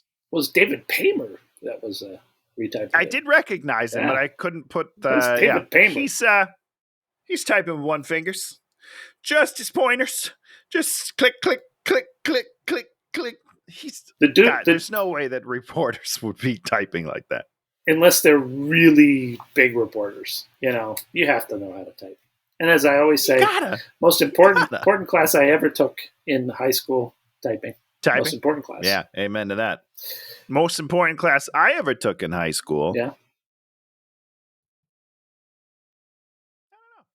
I don't think I used anything from high school. You know what I mean? Education, overrated, kids. Do you know how to type? I know how to type. I'm a fast typer. I used to love the game. This is probably after your time, but the game with the fish with words, and that's how you do the words per minute, is like these fish with words. You got to type the word, and then you kill the fish. Why would you kill the fish? I mean, that's what you did in the game. But where did you learn to type? Love that game. Probably on my own time. You on your own time learned QWERTY and really? Yeah, I probably did on my own time, just by myself. You big liar! How'd you learn to type? I'm sure it was in school. I don't remember these things, Dan. You don't remember typing class? I love that. That's like one of the few classes I remember. The class I remember the most is my third grade geography class. Miss Bernard, because she was a terrible human. She was so mean. I was afraid of her every day of my life. She was so mean, and I was not great at turning in assignments on time. That wasn't my thing. Really, Tony? And she's the only shit in on time. I cannot believe she's the only teacher I've ever had that was like mean about it. Everyone else, they're disappointed. but she was mean and angry, and I hated third grade. So that's a through line through your life, is you disappointing everyone. Yeah. You got to set the bar low, so then when you do something cool, people are like, "Oh wow, look what he did," and they're all proud of you. So Adam calls Jesse. Trust me, Jesse. Trust me. You can trust me, Jesse. Mr. Carter said you can trust me, Jesse. I don't think you're saying Mr. Carter. No, I think you got to really double down. Hit it harder, Dan. Hit it harder. But he doesn't talk to her. He just leaves a message because she won't talk to him.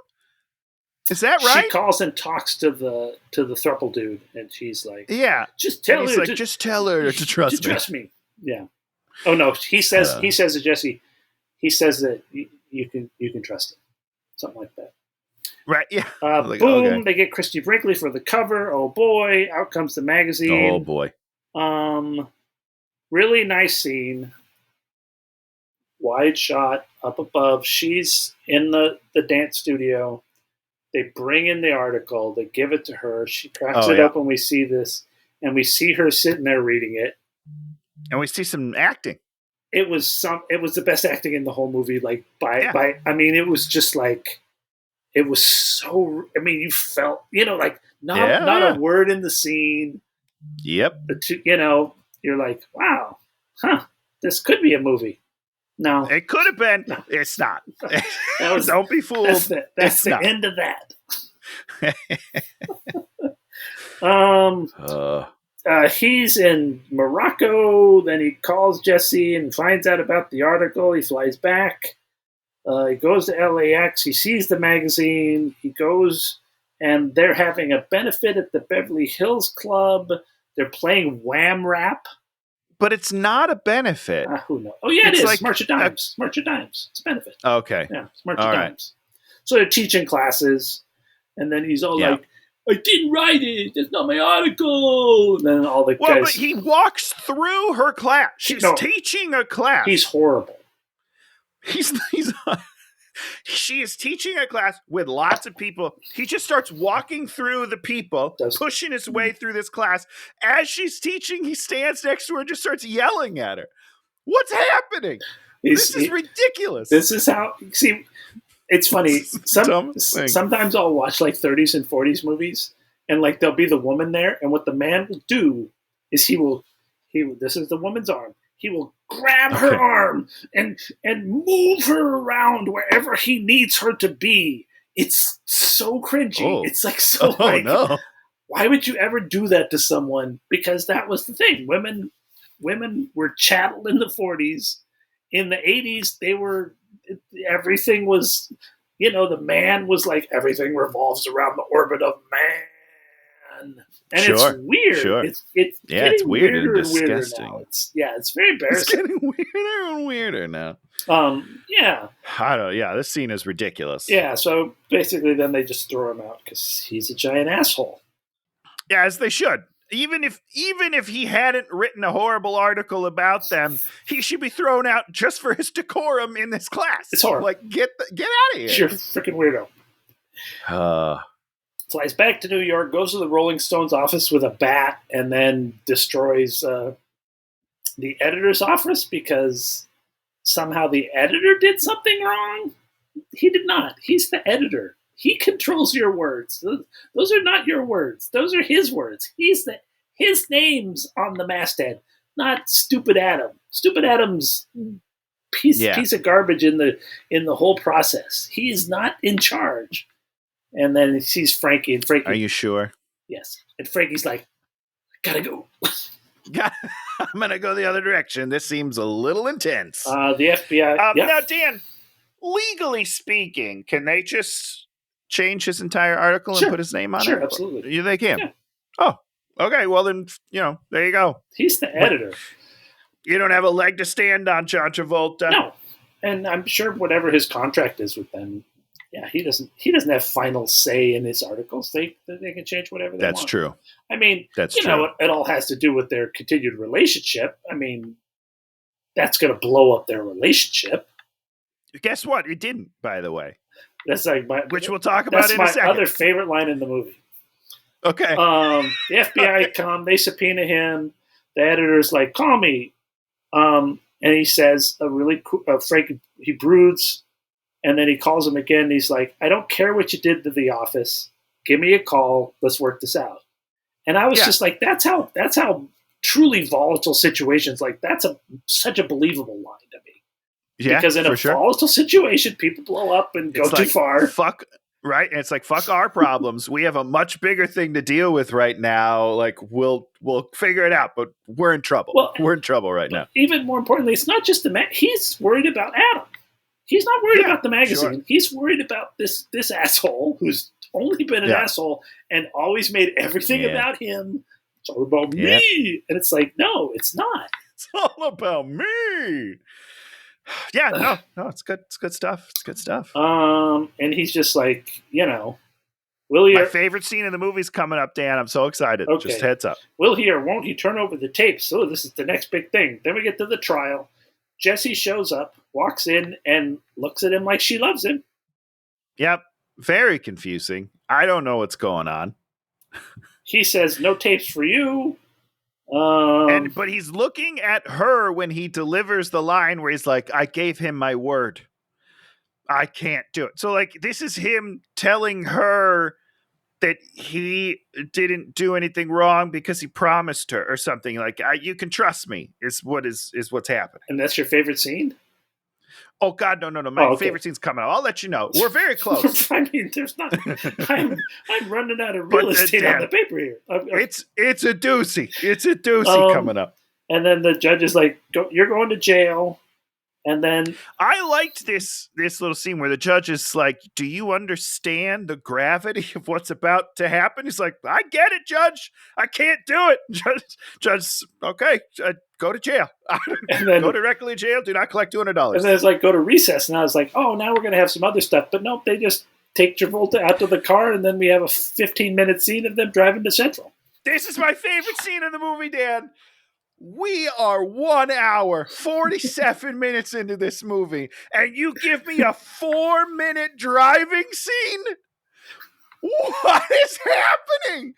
Nothing happens. They drive up the best part, Dan. They drive up to the gate that is the jail. We watch the gate open slowly all the way. They drive through, and this fucking thing closes, and we don't cut at all. There is no reason for this to be in this movie. It is insanity. They wanted a 2-hour movie, so they'd sell some extra popcorn. I don't know. We really got to stretch this out, guys. Just drive around town for a while. I don't know. And then we get to see Jesse do the same drive. So I can't. You slow down your action so much. It's unbelievable. More importantly, she knows where to go to. She knows exactly. She's been to jail. Okay. She gets it. Couple of conjugal visits. She gets to the gate. The gate is closed. She runs up to the gate. She looks at the gate. She sees him getting out. Gets out and goes inside. Doesn't it? And he sees her. He looks over at her. Doesn't acknowledge anything. Doesn't blow her a kiss. Doesn't say, I'm sorry. Doesn't make nothing. Zero. Grand gesture. Nothing. Nope. Fuck you. Nope. Complete waste of time. This entire scene. Unbelievable. Great stuff. The criminal guy is declared not guilty after the rest of the trial. Immediately. I mean, one second of time. The next scene, I don't know how long it's been. It feels like he was in jail for 8 to 10 seconds. They free John Travolta. Jesse's waiting. And why is that? Why does he get freed? Oh, because they don't need the tapes anymore. But he still didn't give them to them. You know what I mean? Like, he still withheld evidence. He should still be in trouble. I don't know. No? I don't know. I don't know either. Know.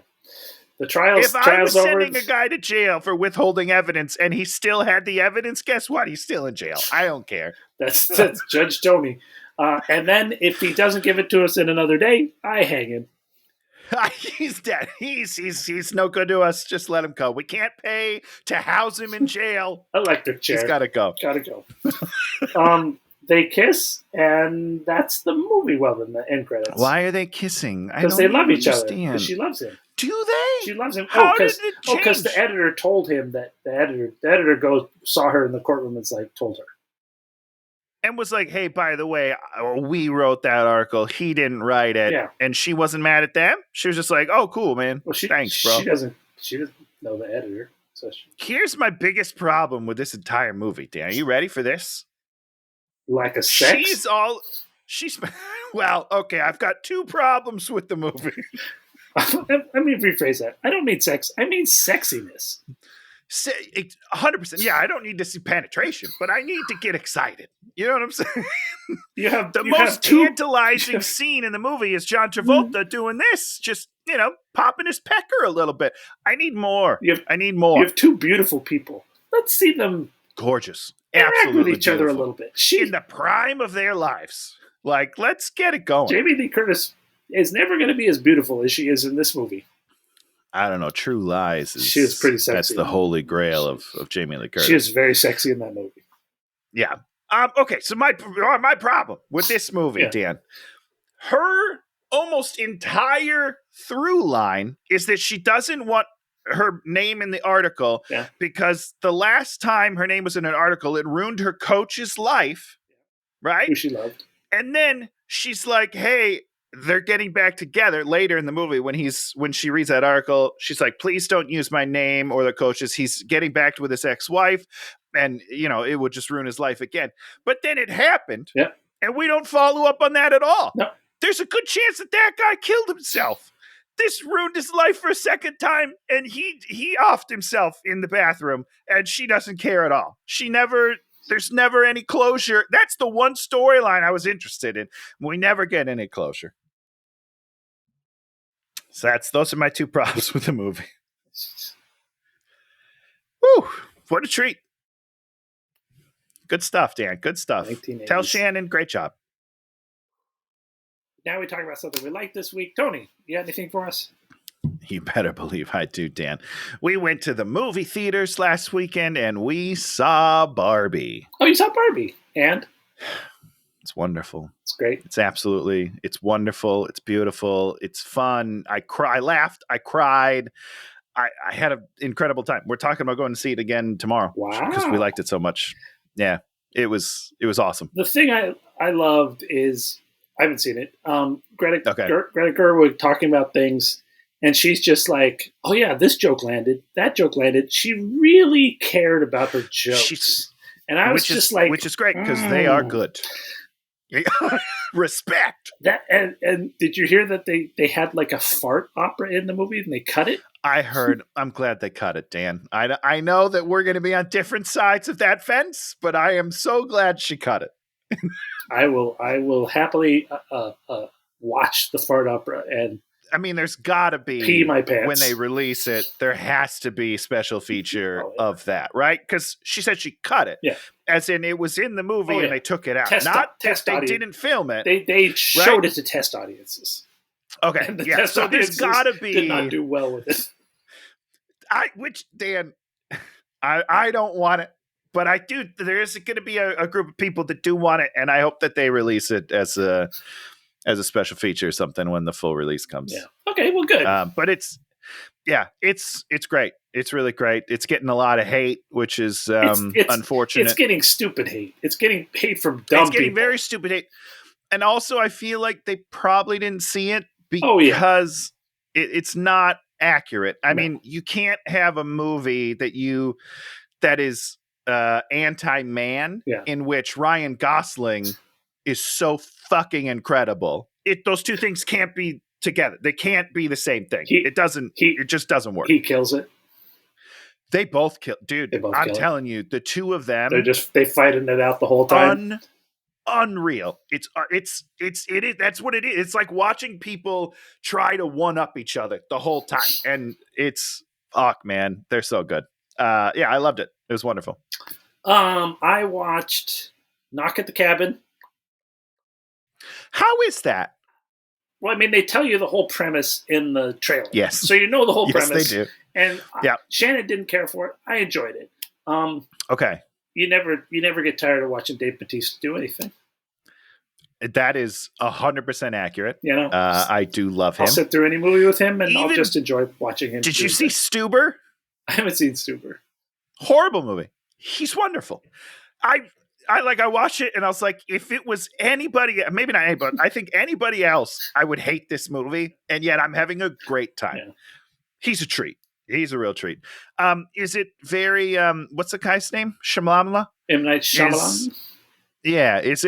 Does it feel like a Shyamalan? I like his movies generally. I think he's because he's always trying things, and he 100%. Is, he's rarely super successful, but he's at least trying things, and it's an interesting movie. And some of the stuff, there's a few things in it that are really nice, and and then Dave Bautista's in there, and you're like, okay, this, No, okay, yeah. It's been on our list for a while.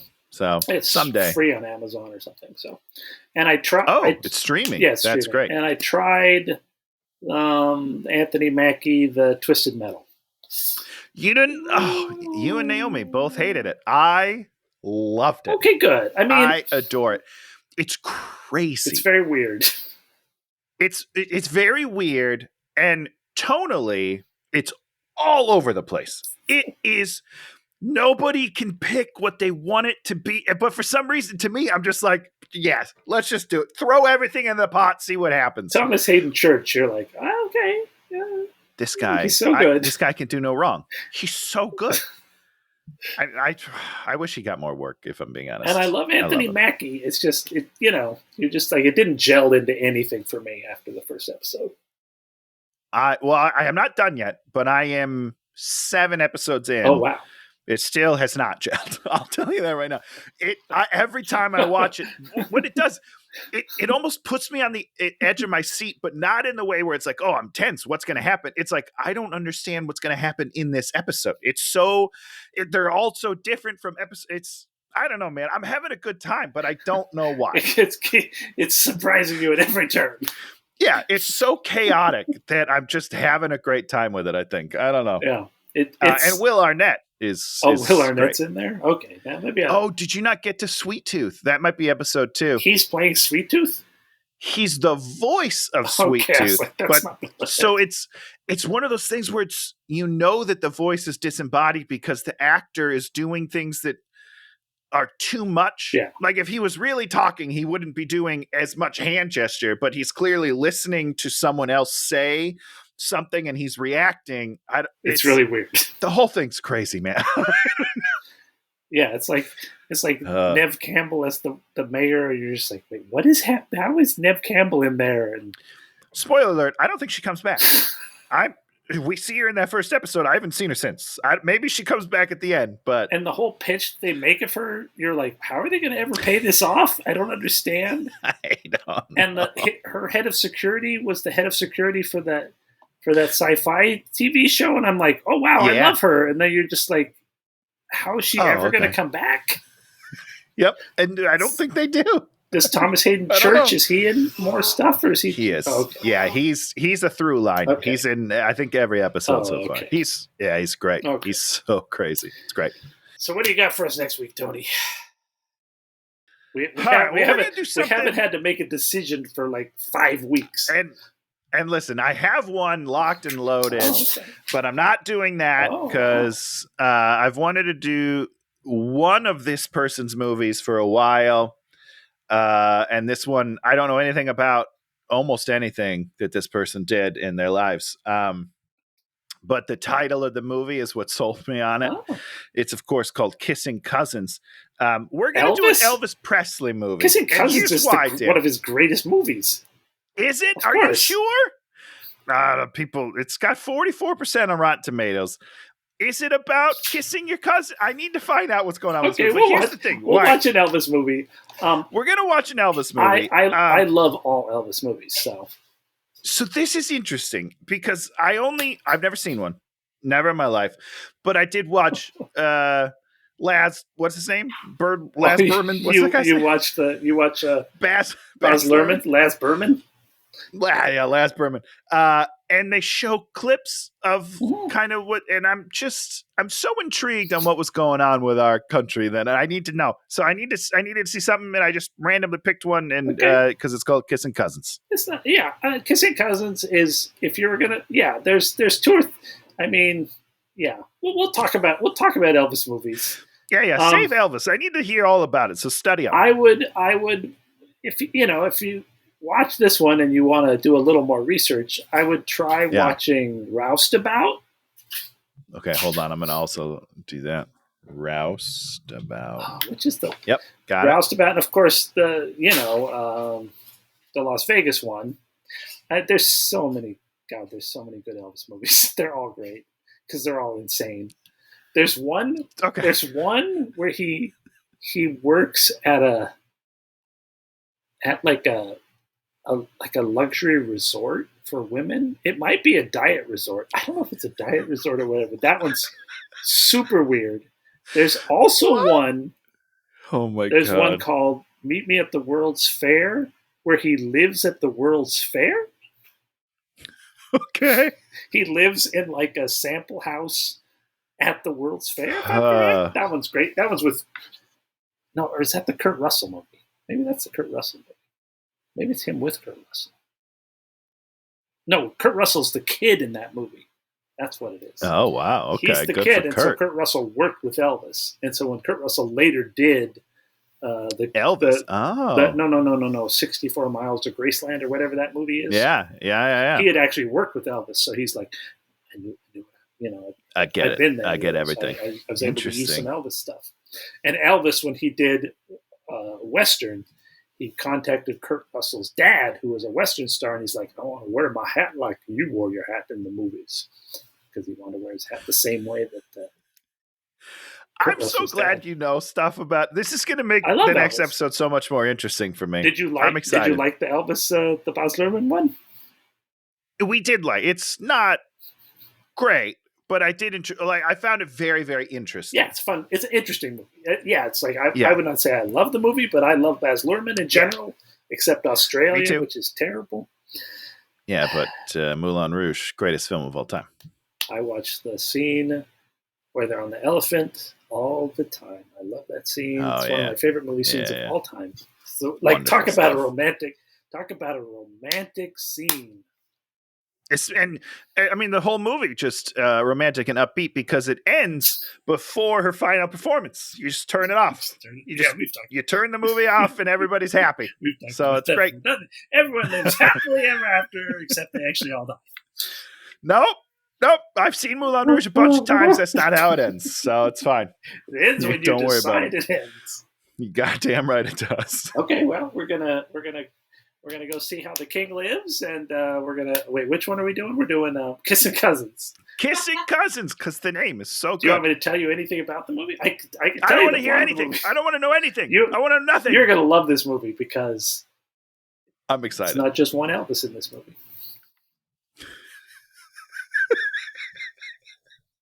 He's playing two versions of himself. Oh God, I'm so excited. Okay, this is great. Oh yeah, is he kissing himself? Is he don't tell me anything. Don't tell me anything. I hope it's about him and his cousin, which is also him, just making out. That's what I want to see. I'd like to think that's what it was, but that's not what it was. Yes. I'm excited. Do you know what Little Abner is? Negative. Okay. That's a negative. Okay. Good. All right. We'll talk about Little Abner when we great. I can't wait. What a week. Give me a history lesson. There's Shannon. So I guess it's the end of the show. It's time to wrap it up. Give me one of these. Come on, let's go. No, not this. Like, no. We're out of time. We're out of time. Oh yeah, out of time. What? Yeah. Your movie. You were going to give us a movie. We just did your movie. Yeah, I got another one. What's that one you like? You got a lot of attitude over there too. Jane Wyman. What? And he's the tree surgeon. Oh, we're not doing that because I love that movie. It's so bad. Tree surgeon. It's terrible. There's this 50s director called Douglas Sirk that did these really gigantic. We should do a Douglas Sirk at some point. No, we should do the one where the Cornell Wilde movie. We should do that one. Which one is that? This sounds crazy. We'll do some crazy old movies at some point. Tell them about it. Tell them about the movie you like. Oh, it's Rock Hudson as a tree surgeon, and then he falls in love with Jane Wyman, who's 20 years his senior, and it's just a soap opera. She goes blind. No, that's a different movie. Yeah. Is it All the Heaven Allows? Yeah, All the Heaven Allows. Yes. Okay. No, wait, is that the one? No, that's I don't know. Davis No, movie. that's another one. There's one. It says directed by Douglas Sirk with No, Jay he's Wyman, right. Rock All Hudson, I have Agnes no loss. Moorehead. He's right. No, that's the one where he teaches her about how to live. There's another one where he falls in love with the woman, and she goes blind. He does a thing where he's like a rich dilettante guy, and then Her husband dies because he's busy. Magnificent Obsession. Equipment. That's Magnificent Obsession. You're gluing the two movies together. No. In the one movie, he's a dilettante guy, and he causes this woman to die. Not causes this Her woman to go husband. blind. Her husband. Oh, No. blind. No. Her She husband goes. to die 'cause He he's causes using her the to go safety blind. equipment. He causes her to go blind. No. You do not understand what these two movies are. No. The Tree Surgeon one is just about the two of them falling in love and having to navigate being in love with her being older than him. In the other one, he causes her to go blind, and then he has to learn to become a surgeon so that he can operate on her eyes and save her. No. A tree surgeon? No. The Tree Surgeon is him falling in love with an old woman. I'm kidding, Dan. I'm kidding. I'm not cutting any Shannon of this doesn't out, by the know way. This it. is all in the... I'm going to make her read the synopsis of these two different movies. Okay, well, we're going to watch them in 2 weeks. How about that? Playboy. If you like what you see, give us a thumbs up or subscribe, or even leave us a comment. Or if you have a terrible movie you want us to watch, we'll accept it as long as you know what movie it is that you want us to watch. And we'll be back next week. Goodbye, everybody!